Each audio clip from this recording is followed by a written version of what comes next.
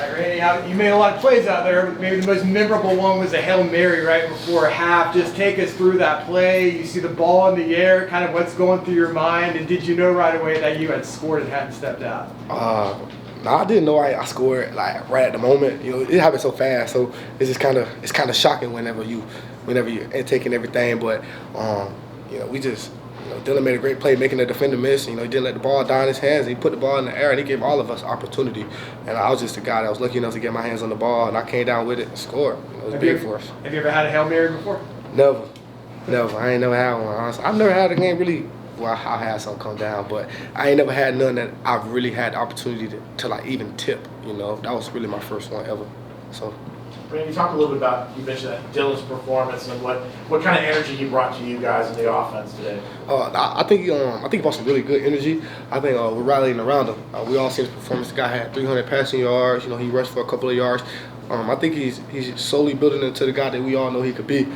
He's a guy that hasn't taken a lot of snaps, but he quickly grew into the shoes that he needed to grow into. Randy, in addition to catching touchdowns tonight, you've always been a guy throwing awesome blocks, trying to open up things for RJ, him having a night to make his career historic at UCF. How do you feel about that? How does it make you feel to be involved in that? I feel great. I'm just really appreciative to RJ. You know, his elusive running game is what opens it, everything like that up. So just having a powerful back like him and backs that can run the ball will always open up the pass game. How was the offense different this week with Coach Harris more involved as a play caller? You know, he's been getting us real excited, getting us to trust others, and just bringing us back to the basics, to remember and have fun. You know, losing 5 games straight it's kind of hard to see the positive things and in the process. So just enjoying it, you know, embracing it, realizing that not everybody has the same opportunities as us, and we attacked it.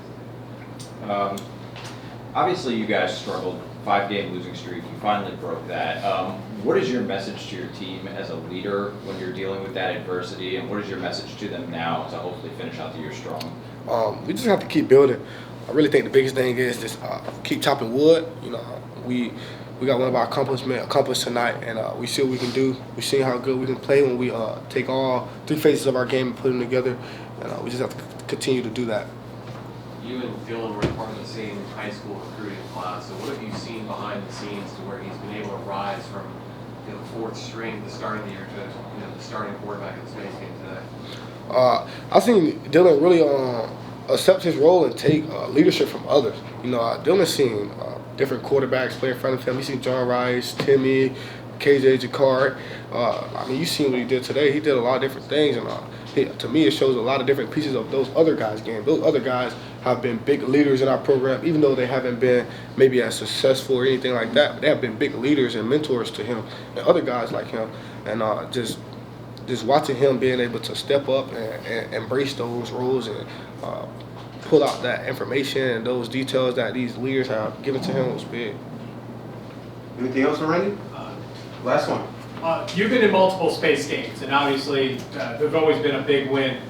What in the locker room is said or done that just brings out the best in these players to have these huge games against tough competition? I think we all understand the circumstances as far as the space game. To my understanding, we never lost one. So I obviously came in on my team ready.